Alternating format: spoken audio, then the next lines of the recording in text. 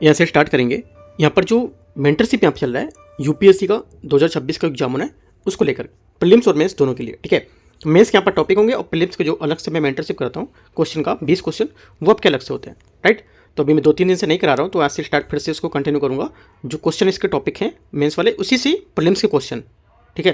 क्योंकि यहाँ पर यूपीएससी का जो ट्रेंड है वो चेंज हो रहा है, मेंस के टॉपिक से यहाँ पर प्रीलिम्स के क्वेश्चन आप दे रहे हैं, ठीक है। तो यहाँ पे हम लोग भी यहाँ पर अपना जो पढ़ने का तरीका है वो भी चेंज करेंगे, ठीक है। तो स्टार्ट करते हैं, देखते हैं यहाँ से। यहाँ पर जो डे नंबर आ जाएगा, डे इसका 16 है, ठीक है। 15 नंबर डे वो मैं करा चुका था आपको यहाँ से 5 तारीख को, ठीक है। और आज आपकी 8 नंबर डेट है, राइट।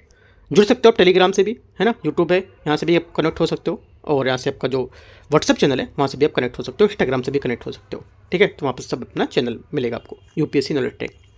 तो स्टार्ट करते हैं, देखते हैं यहाँ से टॉपिक को अपने। यहाँ से इसमें जो है डे नंबर आपका 16 रहेगा, ठीक है। तो इसमें देखो क्या क्या टॉपिक आपको यहाँ से कवर करना है, ठीक है। 3 यहाँ से मिस्टेक्स हो गया, इसमें क्या क्या 3 मतलब जो पॉलिटी का टॉपिक उसके हिसाब से यहाँ पर 3 मैंने लिखा था, ठीक है। तो यहाँ से हमारा अपना 16 डे है, उसके हिसाब से कर रहे हैं। तो देखो यहाँ पे टॉपिक आपको क्या करना है, इसमें टॉपिक आपके सब्जेक्ट हिंदी और इंग्लिश दोनों में दे रखे हैं। एक तो पहला संसद का गठन, लोकसभा और राज्यसभा, ये आपको टॉपिक यहाँ से पढ़ने हैं। हम लोग राष्ट्रपति वाला प्रधानमंत्री को कुछ पढ़ लिए थे, है ना। तो यहाँ से आपको इसके आगे जो टॉपिक होगा वो यहाँ से आपको करने हैं, राइट। संसद का गठन, लोकसभा और राज्यसभा, राइट। उसके बाद यहाँ पर संसद के सदस्य उसके क्या क्या होंगे, संसद के सदस्य कैसे हैं, ठीक है, उनके बारे में, मेंबर ऑफ पार्लियामेंट, संसद के पदाधिकारी और पीठासीन अधिकारी, जो संसद के पदाधिकारी होते हैं, पीठासीन अधिकारी होते हैं, उनके बारे में आपको पढ़ना है। ये सभी आपके प्रीलिम्स और मेंस दोनों के टॉपिक हैं ये, ठीक है। और साथ ही संसदीय कार्रवाई, जो संसदीय कार्रवाई होती है वो आपको यहाँ से कवर करना है, ठीक है। टॉपिक पूरा पढ़ना है इसके अंतर्गत। और संसदीय सत्र में जो कोरम होता है, गणपूर्ति होती है, वो पढ़नी है, ठीक है। ये आपके सब प्रीलिम्स के टॉपिक है, मेंस के टॉपिक दोनों है।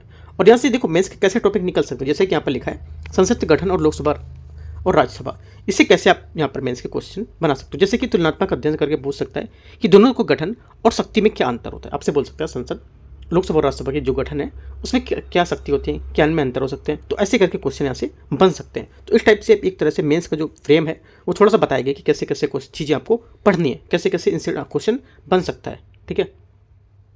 आर्टिकल 79, 80 और 81 पर जोर देना है इन तीनों को लेकर।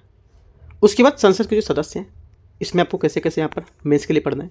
इसमें योग्यता इनकी क्या होती है, अयोग्यता क्या होगी, ठीक है। दल बदल विरोधी कानून जो होते हैं वो क्या होते हैं इसको लेकर के, जिसको बोलते हैं एंटी डिफेक्शन लॉ, ठीक है। और पीपल्स रिप्रेजेंटेशन जो एक्ट होता है आरपीए, वो उसके तहत यहाँ पर अयोग्यता के आधार कैसे यहाँ पर बताए जाते हैं। तो वो सब आपको यहाँ से इस टॉपिक के अंतर्गत ये सब पढ़ना है, राइट। अगला है संसद के जो पदाधिकारी हैं, पीठासीन अधिकारी हैं, उसको लेकर के आपको यहाँ से क्या क्या चीज़ें पढ़नी है। जैसे कि स्पीकर की क्या भूमिका होती है, जो लोकसभा अध्यक्ष होता है उसकी क्या भूमिका होंगी, ठीक है। और लोकसभा अध्यक्ष की निष्पक्षता और सदन में विघटन को उसकी स्थिति क्या होगी, वो सब यहाँ से आपको कवर करना है। उसके बाद संसद की कार्रवाई, पार्लियामेंट्री यहाँ पर जो प्रोसीडिंग होते हैं, इसमें यहाँ पर शून्यकाल, 0 आवर और प्रश्नकाल, क्वेश्चन आवर का महत्व और इनके शासन पर क्या प्रभाव पड़ता है, वो आपको यहाँ से पढ़ने हैं इसमें संसदीय कार्रवाई में, राइट।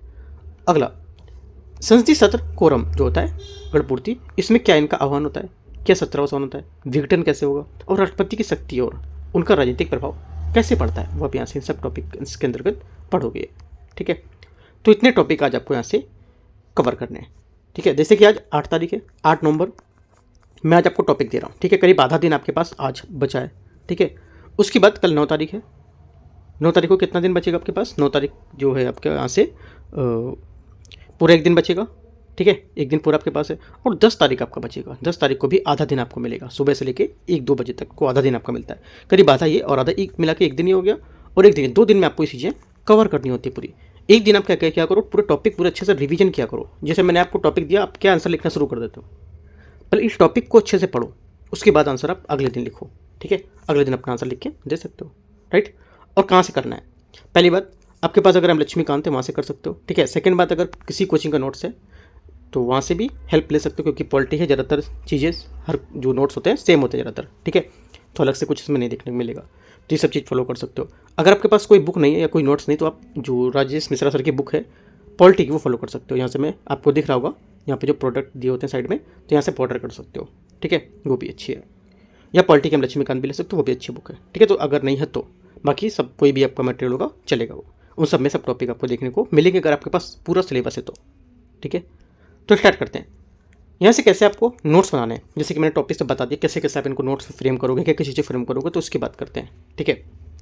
जैसे कि यहाँ पर स्पेशल पॉइंट्स यहाँ पर क्या हो सकते हैं, इसको लेकर के लोकसभा बनाम राज्यसभा, इसको लेकर के फोकस करना है आपको, ठीक है, क्योंकि क्वेश्चन इस बार लोकसभा राज्यसभा से यूपीएससी ने 2025 में प्रीलिम्स में पूछा हुआ था, ठीक है। तो चीज़ आपको अच्छे से पढ़नी है।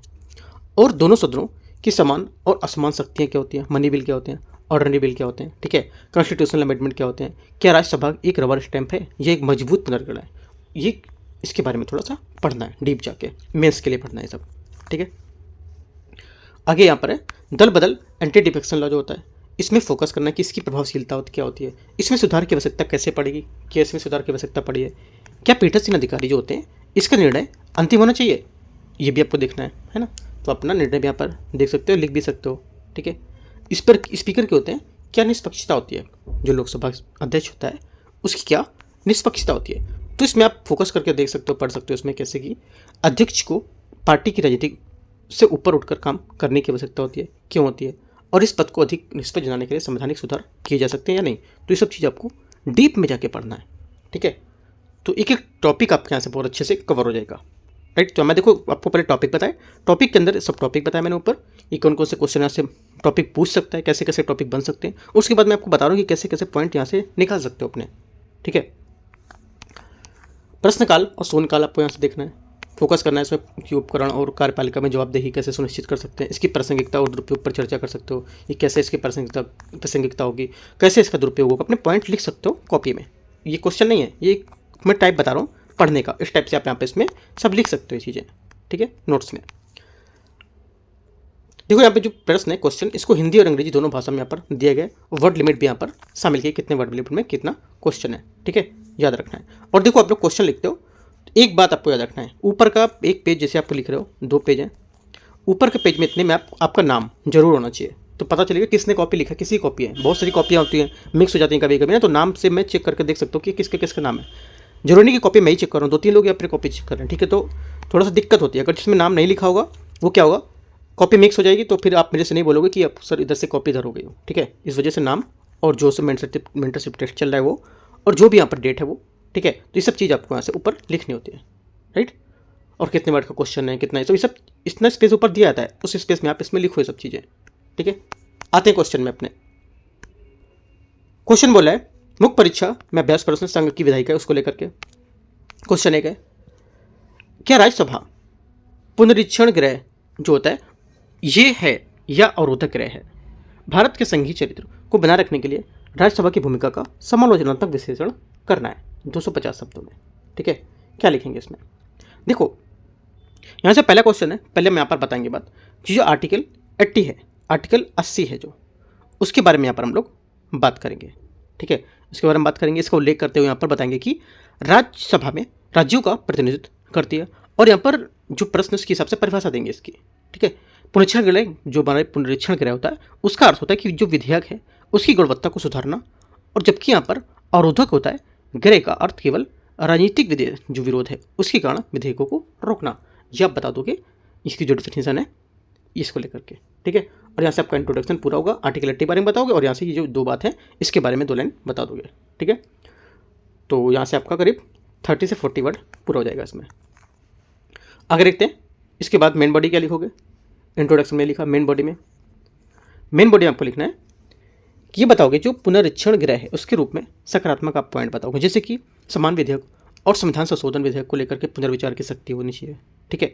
संघीय हितों का संरक्षण होना चाहिए, आर्टिकल 249 और 312 का जिक्र करते हुए आप यहाँ पर बताओगे कि क्या क्या इसमें बताया क्या है, ठीक है। 312 और 249 के बारे में थोड़ा सा डिफिनेशन से मतलब जो विस्तार से आप लिखोगे इसमें, ठीक है। अगला पॉइंट इसमें बता सकते हो कि कार्यपालिका में जवाबदेही सुनिश्चित करना होता है ना, तो इस टाइप से आप इसमें प्रश्न पूछकर जो होते हैं कार्यपालिका में जो जवाबदेही होती है सुनिश्चित करना, प्रश्न पूछकर सुनिश्चित करते हैं, तो ये बात आप यहाँ बता सकते हो, ठीक है। उसके बाद अवरोधक गृह के रूप में यहाँ पे पूछा ना, अवरोधक जो गृह है उसके रूप में कैसे आप बताओगे, तो अवरोधक गृह के रूप में आपको यहाँ से बताना है कि यहाँ पर आलोचनात्मक बताएंगे, जैसे कि राजनीतिक कारणों से जनता द्वारा पारित लोकसभा द्वारा विधेयकों को लटकाना, ठीक है, और गठबंधन युग में सरकार को सहज करना, और संघीय चरित्र या सुनिश्चित करती है कि यहाँ पर केंद्र सरकार राज्यों के हित को लेकर उपेक्षा न करे। तो यहाँ पर इसमें अवरोधक के बारे में इसमें बता सकते हो। ठीक है, कीवर्ड्स यहाँ पर जोड़ सकते हो, जैसे कि यहाँ पर सहकारी संघवाद है, ये आप यहाँ पर इसमें बता सकते हो कि सहकारी संघवाद को मजबूत करना होगा यहाँ। ठीक है, इसको लेकर के तो आप यहाँ पे इतना चीज बताओगे इसकी, राइट। और राज्यसभा जो है, राज्यसभा क्या है, अपरिहार्य पुनरीक्षण गृह है, लेकिन राजनीतिक ध्रुवीकरण के कारण कभी कभी क्या है वह अवरोधक गृह की तरह व्यवहार कर सकती है। इसकी वास्तविक भूमिका भारतीय संघवाद के संरक्षक की बनने की है। तो ये चीज पॉइंट आप यहाँ पे नोट करोगे इतना। ठीक है, इंट्रोडक्शन मैंने आपको बताया, मेन बॉडी के मैंने कुछ पॉइंट आपको बताया, कुछ आर्टिकल आप इसका जिक्र करोगे, कुछ और टॉपिक अपना पढ़ोगे तो वहाँ से भी पॉइंट आपके आएंगे। तो ऐसे करके अपना मेहनत करके देखो, आपको लिखना है आंसर तो अच्छे से आप लिख पाओगे। ठीक है, इस वजह से कहता हूँ एक दिन आपको टॉपिक पढ़ना है, दूसरे दिन अपने आंसर को छुओ, टच करो। ठीक है, भले क्वेश्चन एक बार देख लो कि यहाँ क्या क्वेश्चन पूछा है, समझ लो, उसके बाद आप पढ़ो उसको तो और अच्छा आपको लगेगा। ठीक है, इस टाइप से आपको लिखना है। निष्कर्ष में क्या लिखोगे? निष्कर्ष में आपको लिखना है कि राज्यसभा एक संवैधानिक आवश्यकता है, ठीक है, जो दूसरा विचार प्रदान करती है। ऐसे करके भी लिख सकते हो, या अपना निष्कर्ष अपने अकॉर्डिंग भी आप बता सकते हो यहाँ पे। ठीक है, आगे आते हैं क्वेश्चन नंबर 2 में। यहाँ पर जो लोग इंग्लिश से अपना पढ़ रहे हैं, इंग्लिश से देख रहे हैं, तो इंग्लिश वाले यहाँ पर अपना इंग्लिश से करके देख सकते हो ये। ठीक है, क्वेश्चन नंबर 2 है, दल बदल विरोधी कानून एंटी डिफेक्शन लॉ संसद सदस्यों को जवाबदेह बनाने की बजाय अक्सर उन्हें दलगत अनुशासन का दास बना रहता है। इस कथन के संदर्भ में कानूनी आवश्यकताओं सुधार पर चर्चा करना है। Word limit 250। ठीक है, इसको कैसे लिखेंगे? इसमें आपको बताना है जो 52वां संविधान संशोधन है 52वां संविधान संशोधन 1985 इसमें द्वारा जोड़ी गई जो 10वीं सूची है 10 शेड्यूल दो, उसका उल्लेख यहाँ पर बताएंगे। ठीक है, कि बताएंगे कि यहाँ पर इसका मूल उद्देश्य राजनीतिक अस्थिरता को रोकना और विधायकों को जवाबदेह बनाना। ठीक है, ये क्या है ये बता दोगे, और ये चीज़ जो मैंने पॉइंट बताया ये पॉइंट आप लिख दोगे। पूरा डिटेल में नहीं लिखना है, सिर्फ 3 लाइन में आपको बात बतानी है, ये 3 से 3.5 लाइन में। ठीक है, आप सोचोगे कि इंट्रोडक्शन ज़्यादा लिखेंगे तो ज़्यादा मार्क्स मिलेगा, नहीं, एक लिमिट होती है सबकी। ठीक है, उतना ही आपको लिखना होता है, वरना मार्क्स कटते हैं, बढ़ते नहीं हैं। ठीक है, तो इंट्रोडक्शन में आपने ये लिखा, राइट। उसके बाद आप आ जाओगे मेन बॉडी पे, मेंस मतलब जो इसी को इंट्रोडक्शन के बाद मेन बॉडी आती है। मेन बॉडी में क्या क्या बात बताई गई है, यहाँ पर जवाबदेही सुनिश्चित करना है एक तो। ठीक है, क्या बोला, जवाबदेह सुनिश्चित करना है इनको, राइट। उसके बाद यहाँ पर क्या बताएगी, उसके बाद बताएगी यहाँ पर कि इनका दलगत दास्ता मतलब आलोचना, राइट। दलगत दास्ता क्या होता है, उन्हें दलगत दास्ता मतलब होता है कि इसकी आलोचना। ये पॉइंट आप लिख सकते हो, की पॉइंट है। ठीक है, आलोचना बोलते हैं इसको, राइट। और यहाँ पर क्या बोला है कि यहाँ पर जो आवश्यक सुधार, क्या लिखा है, आवश्यक सुधार क्या होगा इसके, आवश्यक सुधार को क्या लिख सकते हो, आवश्यक सुधार को शॉर्ट फॉर्म में अगर हम बोलेंगे तो सुझाव बोल सकते हैं। सुझाव पर चर्चा करना है, क्योंकि ये सब कीवर्ड आप लिख सकते हो। जहाँ भी क्वेश्चन पूछे आवश्यक सुधार, तो आपको वहाँ पर क्या करना होगा, सुझाव बताना होगा। जहाँ पर दलगत करके लिखा होगा ऐसा, तो वहाँ पर क्या करना है आपको, वहाँ पर इसका आलोचना करनी है। ठीक है, तो ये सब की पॉइंट है इसके, राइट। और यहाँ पर क्या पूछा है, विश्वास प्रस्ताव, और तो इसमें कुछ नहीं पूछा है। ठीक है, तो ये सब चीज़ आपको की पॉइंट याद रखना है। अब आते हैं मेन बॉडी पे। मेन बॉडी में आप लिखोगे जवाबदेही सुनिश्चित करने के लेकर खरीद फरोख्त और सरकारों को अस्थिर होने को रोका जा सकता है और चुनावी जनादेश का सम्मान सुनिश्चित किया जा सकता है। ठीक है, दलगत दास्ता जो होती है, आलोचना जो होती है, ये विधायकों की जो निर्णय लेने की यहाँ पर क्या है, जो स्वतंत्रता है, इसको प्रतिबंधित किया गया है। और यहाँ पर ये सदस्यों को अपने निर्वाचन क्षेत्र के बजाय पार्टी के अधिक वफादार बनाता है इसको। ठीक है, ये पॉइंट आप यहाँ से लिखोगे करीब 3 से 4 लाइन का।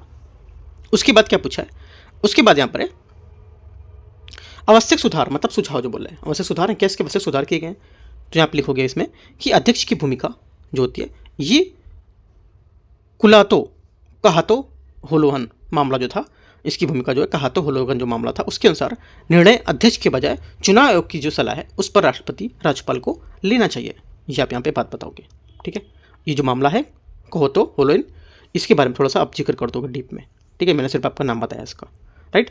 और अगला पॉइंट आप लिखोगे केवल अविश्वास प्रस्ताव और विधान विधेयक जैसे गंभीर मामलों तक ही कानून को सीमित किया जाए। ठीक है, ये आप इसमें बताओगे। और यहाँ पर कीवर्ड्स यहाँ पर ऐड कर सकते हो एक पॉइंट अपना, जैसे कि विधायी स्वतंत्रता होती है, विधायी स्वतंत्रता जो अध्यक्ष की निष्पक्षता होती है उसकी जांच कराता है। ठीक है, ऐसे करके। तो देखो जो मैं कुछ की पॉइंट बता रहा हूँ वो की पॉइंट यूज किया करो, भले पूरा आंसर अपने मन से आप लिखो, ठीक है, अपने मन से आप आंसर लिखो, अच्छी बात है।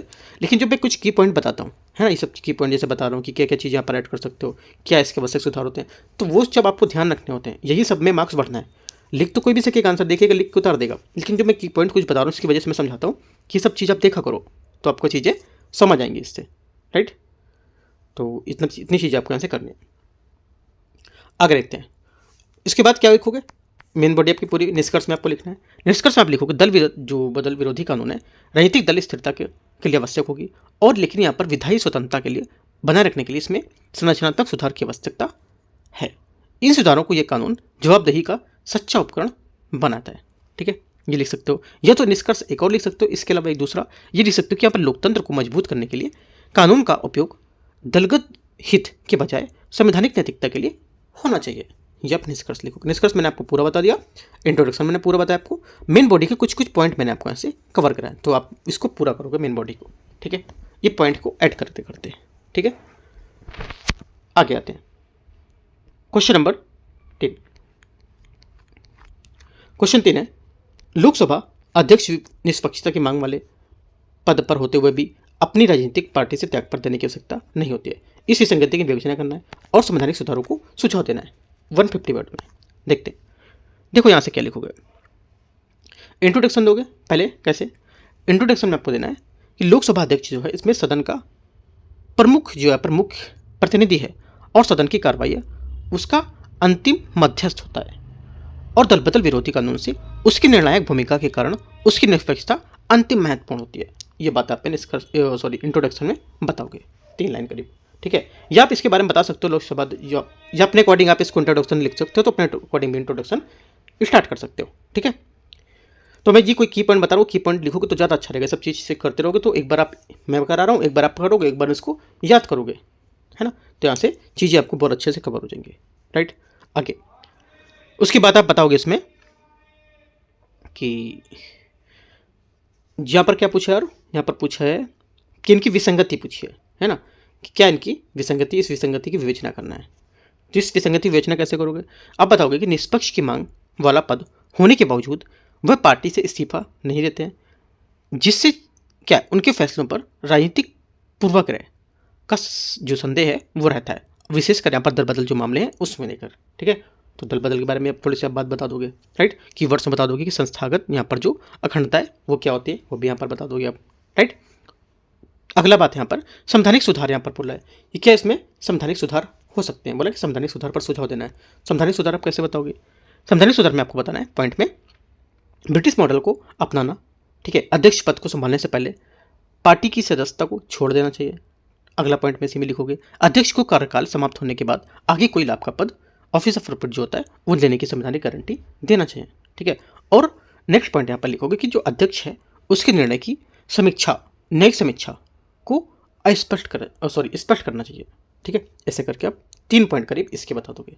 1-2 पॉइंट मैंने इसके बताए, ठीक है, 4-5 पॉइंट हो गए। और इसकी जो मैंने बताई थी आपको कि जो इसकी इस संस्थागत अखंडता है उसके बारे में आप यहाँ पर इसको डिफाइन करोगे, क्या है ये कहाँ से मिलेगा सब वर्ड, ये सब चीज़ें, कंटेंट आपको मैंने आपको बताया। सब टॉपिक जाके आप टॉपिक ऊपर कवर करोगे, उन्हीं टॉपिक से ही क्वेश्चन मिलेंगे, उन्हीं टॉपिक से ही क्वेश्चन बनाएंगे 5 क्वेश्चन, ठीक है, कोई बाहर से नहीं है। वो टॉपिक आप कवर करोगे तो चीज़ें एक एक सबको समझ आएंगी वो कि क्या यहाँ पर चीज़ें हैं, राइट। आगे देखते हैं क्वेश्चन नंबर, इसका भी निष्कर्ष बचा हुआ है ना, मेन बॉडी पूरी। निष्कर्ष में क्या लिखेंगे, निष्कर्ष में आपको लिखना है,